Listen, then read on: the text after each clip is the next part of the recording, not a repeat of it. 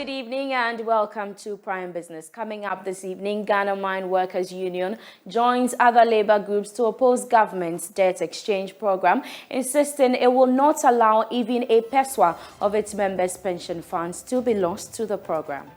We are saying is that any attempt to restructure government's debt that will have implications on our pensions is untenable. It's not something that we're going to accept. Also, Ghana Securities Industry Association rejects debt exchange program as it accuses government of bad faith over industry engagement before announcing the initiative. Meanwhile, financial sector regulators are set to review capital and liquidity requirements for players due to the impact of debt exchange program. And government seeks support of aviation safety inspectors in establishing national airline. We'll tell you more. Domestic home-based carrier is soon going to be launched in the first quarter of next year. The airline will take over from the Ghana International Airlines that collapsed in 2010. We have more in the next 30 minutes. My name is Beverly Broohm. Please stay for details.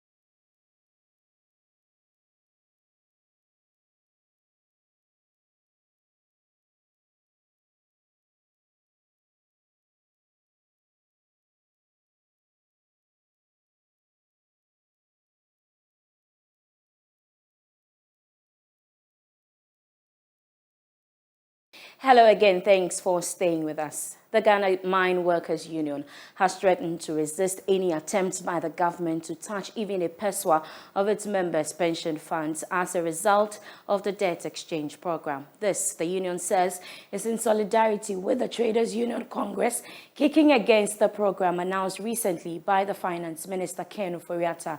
General Secretary Abdul Mumin Bana spoke at his outfit's National Executive Council meeting and forum organized in Accra on awakening workers' consciousness. Here's more. Government announced the debt exchange program recently, which is supposed to cut bond interest with 0% coupon rate in 2023.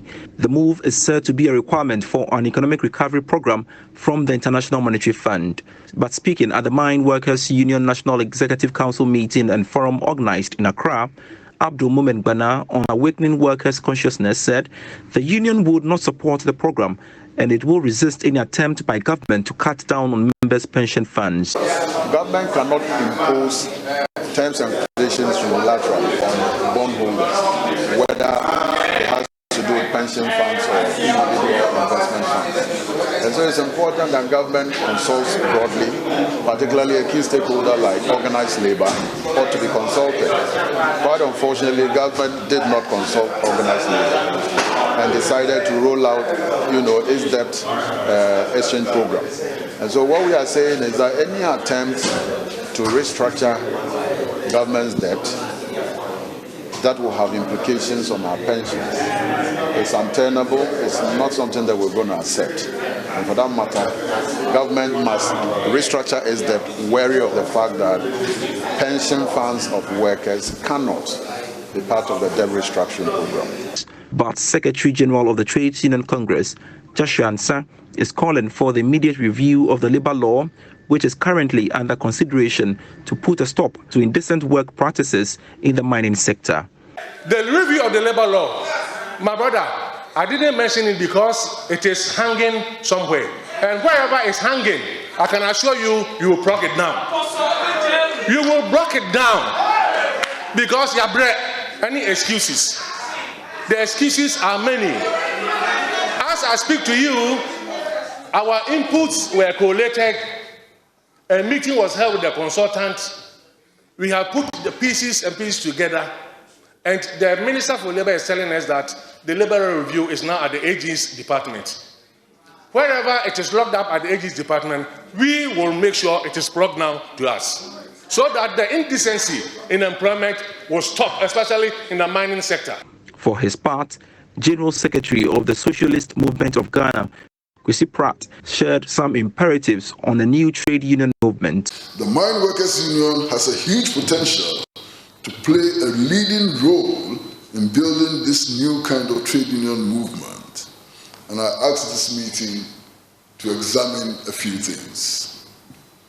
One, the impact of Galamsey on national life and how to deal with it. Two, what ought to be done for the people of Ghana to control and exploit their own natural resources for their own benefit.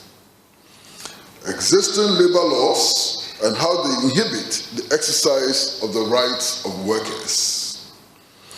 The imperative of workers' solidarity and how to promote it. Meanwhile, Chairman of the Ghana Mines Workers Union, Mensah Jakari, has threatened an industrial action by the union if mining companies do not desist from the practice of fixed-term contracts for its members. Still on the debt exchange program, the Ghana Securities Industry Association says it is rejecting the program offered by government. The association, which is made up of security exchange firms as well as investment and capital market operators, argues that the program is not acceptable in its current form. Here's a press statement to show to that effect. And it reads, "We were surprised when on December 2, 2022, we were invited to a meeting at the BOG during which the bond exchange program was presented to us and subsequently launched on December 5, 2022. We believe a bond is a contractual agreement between a borrower and a lender, and therefore any changes to the terms must be agreed to by both parties." It goes ahead to say that we at the GSIA understand the difficult crossroads at which our nation currently finds itself and the difficult choices that needs to be made to set up on the path to debt sustainability. However, we are unable to accept the bond exchange program announced by the Minister of Finance in its present form. It is our intention to engage the MOF on our concerns and reservations. We therefore urge the investing public to continue to have confidence in us as we pursue this process. It ends by saying that in this vein, we entreat clients of our member firms to allow us to engage and then communicate the outcomes to enable them take the best decision on their investment.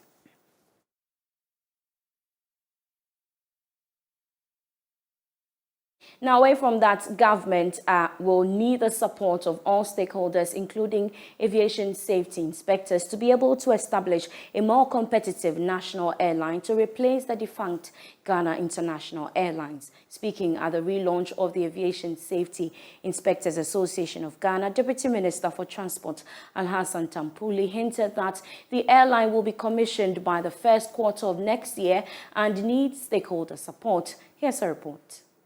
The relaunch of the Aviation Safety Inspectors Association of Ghana is part of commitment to ensure safety of air passengers at the country's airports. Speaking as guest of honor for the event, Deputy Transport Minister Alhassan Tampuli assured the association of all necessary support by government to accomplish their desired results. The Deputy Minister also used the occasion to seek members' support and assure that the national airline will be launched in the first quarter of 2023. A domestic home-based carrier is soon going to be launched in the first quarter of next year. The airline will take over from the Ghana International Airlines that collapsed in 2010. And then we will still have the flag of Ghana flying high in the skies. Now this means that a great deal is going to be expected of you. A lot more work is going to be put on your plates, and I believe very strongly that you are up to the task. It is because of you that we are starting the airlines. Without you, there can't be any airline. And so we'll count on you. In a goodwill message, Director General for the Ghana Civil Aviation Authority, Engineer Charles Kreku, challenged members to be guided by international best practices to give confidence to the traveling public. On this day, the relaunch of AFCIAC, I wish therefore to challenge members of the association to continue to adhere to ethical and moral principles, act professionally, remain steadfast, and work hard to ensure safety, security, regularity, and efficiency of aircraft operations in Ghana and beyond. Some past members of the association were honored for their good performance during their active services. The Minister of Trade and Industry, Alan Kyerematen, says promoting private direct investment and exports is the way to survive the current global shocks. Speaking at the 3rd Annual Investment Week organized by the Ghana Free Zones Authority, Mr. Kyerematen said relying on the international capital markets is not sustainable, hence the need to expand other sectors in order to develop the economy. The Annual Investment Week celebration is a series of activities organized by the Ghana Free Zones Authority to promote exports among small and medium-sized industries. This year's edition, which is the 3rd of the week-long celebration, will focus on encouraging wholly owned Ghanaian companies to take advantage of the African Free Continental Trade Agreement. Speaking at the ceremony, Minister of Trade and Industry John Alan Kyerematen asserted that the only way to survive the current global economic challenges is to boost exports and create the opportunity for direct foreign investment. So if there was ever a time in our country that the need for investment has been put at the center of our development agenda, I believe that the time is now. And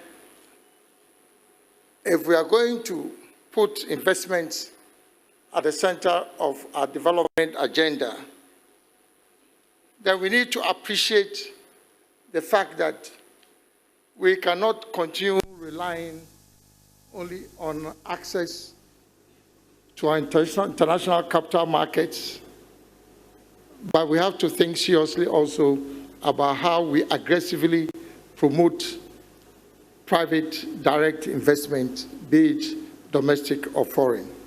He further called on industries to take advantage of the African Continental Free Trade Agreement to boost exports. As you expand industrial production through these investments, you have to be able to sell. And that is where the African Continental Free Trade Area comes in. The AFCFTA provides a market of over 1.3 billion people to us. Fortunately, Ghana is the headquarters of the AFCFTA. So if not for anything at all, we should be able to milk this opportunity. Speaking at the conference, the CEO of the Ghana Free Zones Authority, Michael Quay Jr., said 32,000 people have been directly employed under the Free Zones enterprise. Out of this number, 31,000 of them are Ghanaians.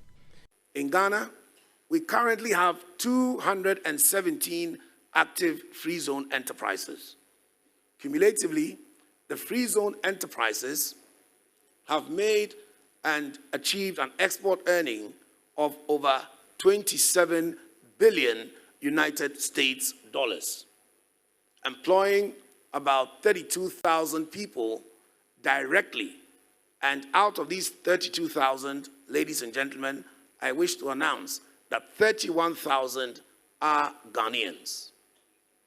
These are impressive achievements, and I would like to take this opportunity to appreciate your contribution towards the development of the Ghanaian economy. The 3rd Annual Investment Week celebration is being organized under the theme Championing Export-Led Industrial Growth in the context of AFTA and World Trade. Moving on, government statistician Samuel Kobina has said that the newly inaugurated National Statistical Advisory Committee is expected to establish an effective national statistical system and advance the integration of both experimental and official statistics with practice, policy, and research. Here's more.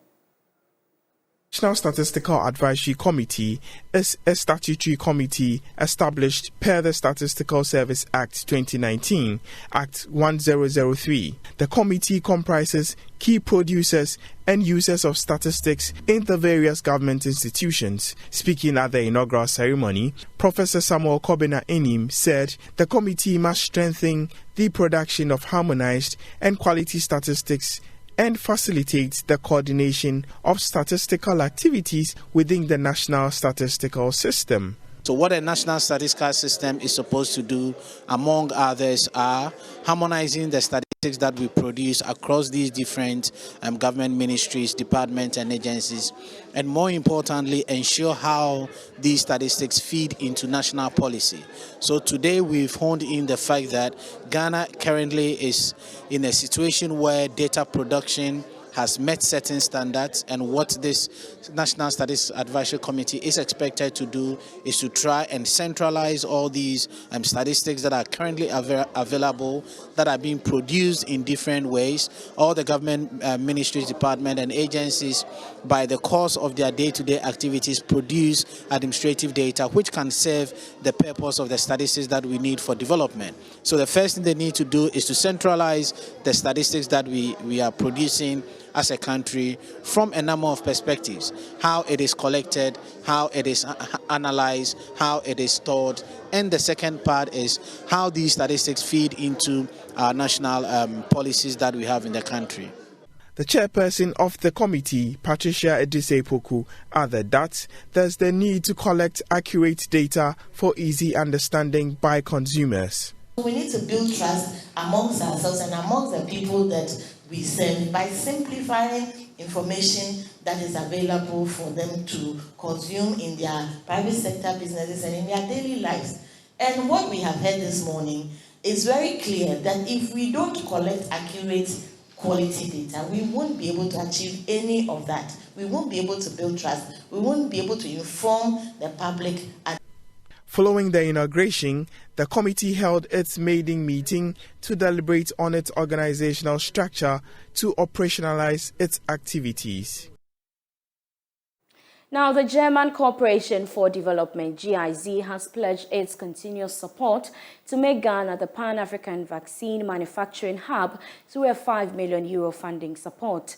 The fund is intended to build the manufacturing capacity of local pharmaceutical companies and sensitize the public on the need to vaccinate. Speaking at the COVID-19 fanfare and public health screening, the component manager's support to vaccine manufacturing in Ghana, Jasper Sabla, encouraged the public to get vaccinated in order to stay healthy. COVID-19 vaccination fanfare and public health screening was organized by the German Corporation for Development in collaboration with the Ghana Health Service, World Vision, African German Health Association, and other partners. The fanfare was aimed at educating and encouraging the public to get vaccinated against the deadly COVID-19 virus and offer free health screening. Speaking at the event, the component manager and co-lead on GIZ's support to vaccine manufacturing in Ghana, Jasper Sabla, said the German corporation is committed to fulfilling its support to build capacity in the pharmaceutical sector, fund which will enable local producers manufacture vaccines and make Ghana the Pan-African vaccines manufacturing hub. The German Development Corporation is supporting the government of Ghana to build capacity for domestic manufacturing of vaccines in Ghana. Yes, so the German government is supporting the government with €5 million on this project. So that's a project that my team is actively supporting the government on. And basically, it was following on the initiative of the President of Ghana to build local capacity so that we'll be self-reliant on when it comes to vaccine manufacturing, because we all know what happened when the COVID was at its peak. even when they were vaccinated, when even Africa had money to buy vaccines, they couldn't get access to the vaccines, right? So it's not only Ghana, but a number of African countries want to build local capacity for vaccine manufacturing in Africa so that Africans can produce vaccines to meet our own needs. And we don't have to rely on external support. Right? Mr. Sabla called on the public to get vaccinated to protect themselves from the effects of the COVID-19 virus. He also dispelled rumors that the vaccines would have negative effects on people who get vaccinated. So we're trying to encourage all the population, residents, everybody around to get vaccinated so that they can be protected. Once you are protected, you protect yourself, not only yourself, but your friends, your families, your colleagues at work, so that we can stay healthy. Right? So that's the main reason why we decided to do this campaign. The project coordinator for the African German Health Association, Nanama Eining, encouraged healthcare practitioners to get vaccinated. Other than that, when health practitioners are vaccinated, they can encourage the public to do so too. So during our vaccination campaign, we make sure that all the clinical staff in Ablekman North and Ga'is Municipal are vaccinated. We did a campaign in about 22 facilities and reached out to about 1,008 healthcare staff because they are role models, and then when they get vaccinated, the ordinary Ghanaian gets confidence in the vaccine to get also vaccinated. Some of the participants who spoke to Joy Business thanked the organizers and called for more of such screening to assist the less privileged in society. We are really grateful for your support. Some of us couldn't afford this, but thanks to your immense intervention, we are able to walk in for checkups. Former President John Dramani Mahama has advocated the purchase of made-in-Ghana goods to boost the manufacturing sector and create more jobs for the Theman youth. He made the call at the 13th congregation of the Accra Business School. Here's more. President Mahama is of the view that purchasing made-in-Ghana product would create more opportunities for entrepreneurs and the country as a whole. According to him, domesticating the economy will help facilitate economic growth. The period of over-reliance on the narrow clutch of natural resources is over. Gold, cocoa, oil have been the mainstay of our economy in recent times. Diversification must focus on import substitution to achieve food security and save valuable foreign exchange and create a massive export drive in order to provide sustainable jobs within our economy and expand earning of forex to make Ghana more competitive. Because if you buy that bag of Vietnamese rice, you're exporting jobs to Vietnam. But if you buy a bag of made-in-Ghana rice, you're creating jobs for Ghanaian farmers. Chairman of the Accra Business School, Bishop Gideon Titi Othé, called for the acceleration of poverty reduction, saying the country will thrive if the people are happy with their economic well-being.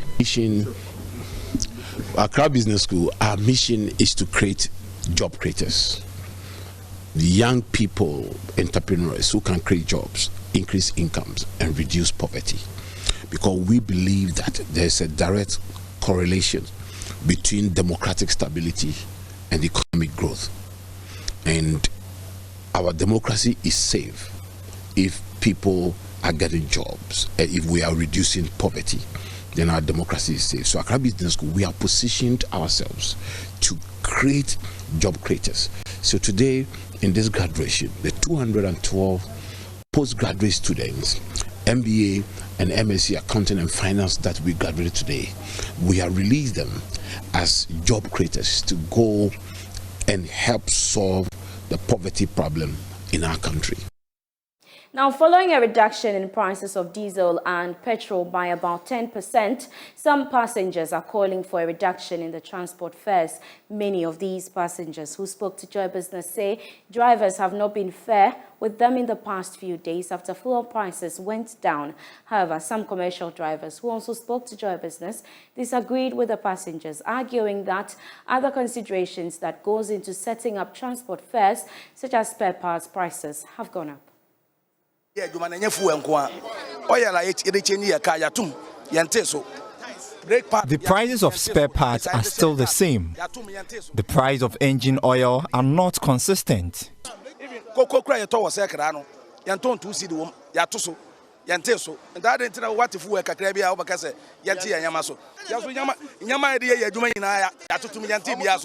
We cannot reduce transport fares because we have not seen any tangible change in the price of spare parts. 1599. Expecting say better say. And so to me so e be do say 1599 na ho na and the yeso da before e betum adwen say wo say yeto so. Buwa no no kwala wate so. Na kakra bi na wate so. Dem ade e ka me metra o se si ano ka me hwehwe mo wate so mo aba 500. 50 Ghana. Government has only made a meager reduction in the price of petrol and diesel. We cannot take a decision to reduce transport fares. The reason being that the price of spare parts, which was initially 10 Ghana cedis, is now higher. Engine oil no, you turn 1 gallon 85. 85. 85. 185. Omaya Blancasa. Intino say what to fuel shwa. We plead with the GPRTU to reduce the transport fares. We are really suffering because food vendors have also increased the price of foodstuffs. They blame the increase in the prices of foodstuff on transport fares. Fuel price nene lot of fare. Say omuko fanyoma na ka fare ne buya. And that's how we end Prime Business. For more news, do log on to myjoyonline.com/business. My name is Beverly Broohm. Have a good evening.